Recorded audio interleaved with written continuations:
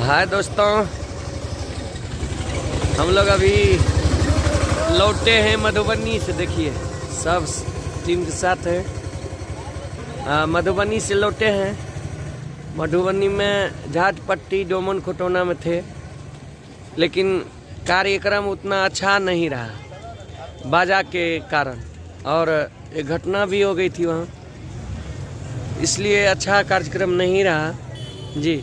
हम लोग लौटे हैं, अभी गरौल चौक पर हैं जी। देखिए सब लोग सब साथ में हैं। देखिए आज बहुत ज्यादा संख्या। देखिए छोटू सब बहुत अच्छा गाता है। अच्छा गया छोटका आज पूरा दोनों छा गया। रितेश और राहुल जी। देखिए बाजार का नाच नमूना है।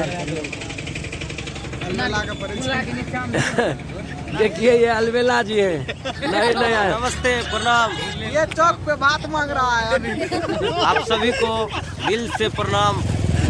आप जो रुदल परियार जी के ब्लॉग चैनल पे देख रहे हैं, आप लोग सपोर्ट कीजिए, हम लोग को आगे बढ़ाइए। दांत कटे लगे गरौल चौक पे भात उत मत खोजिए। बहुत सुंदर नज़ारा है यहाँ का, गरौल चौक का है। देखिए जी। सभी को धन्यवाद, सभी को बहुत बहुत धन्यवाद, बहुत बहुत धन्यवाद जी,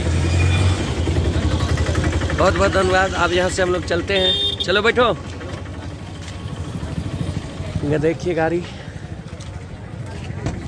जी।